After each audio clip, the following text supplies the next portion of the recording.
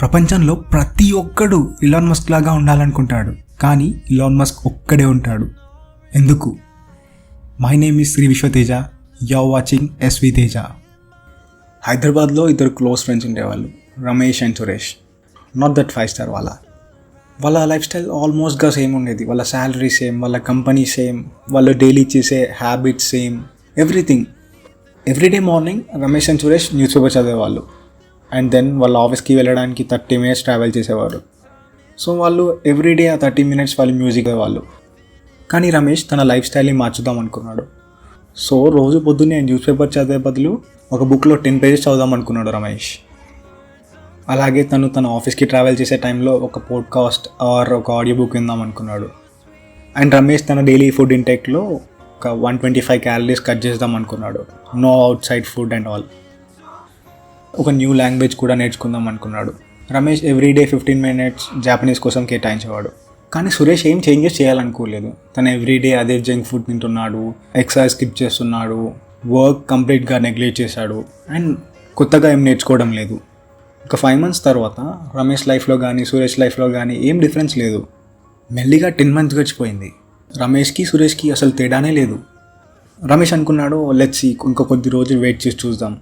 కానీ రమేష్ అదే life స్టైల్కి stick అయి ఉన్నాడు. 20 months తర్వాత కొంచెం డిఫరెన్స్ కనిపించింది.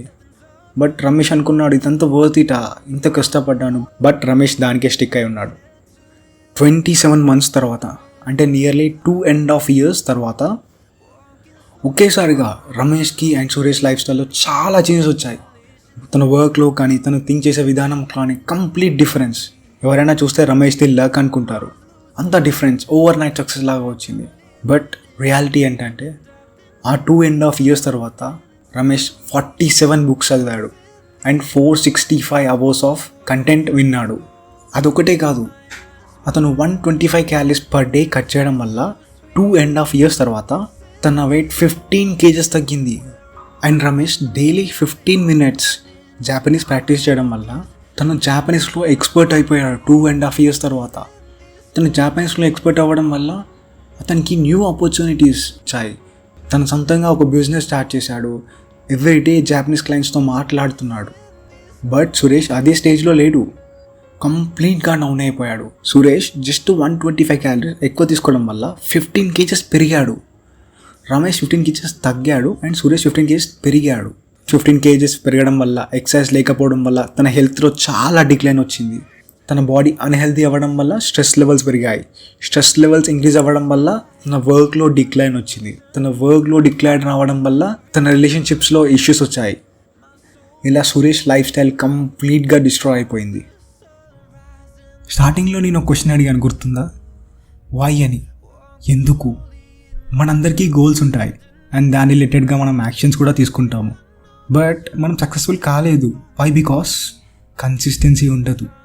కన్సిస్టెన్సీ అనేది చాలా ఇంపార్టెంట్. కన్సిస్టెన్సీని మెయింటైన్ చేయాలంటే పెద్ద పెద్ద గోల్స్ని చిన్నగా డివైడ్ చేసుకోవాలి అంతే.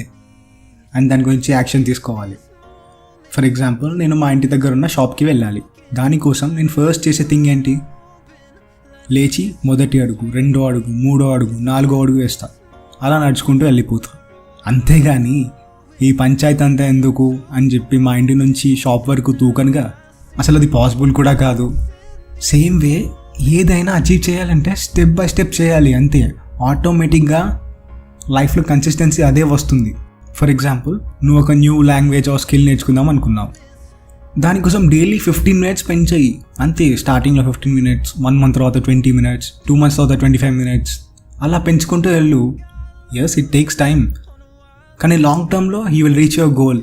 అంతేగాని ఈరోజు కంటిన్యూస్గా 5 hours, 10 hours కూర్చొని ఆ లాంగ్వేజ్ నేర్చుకుంటా, అలా రోజు 1 hour పెంచుకుంటూ వెళ్తా అంటే at the end of 7th day ఆ 20th day నువ్వు ఆ వర్క్ చేస్తావా? నో.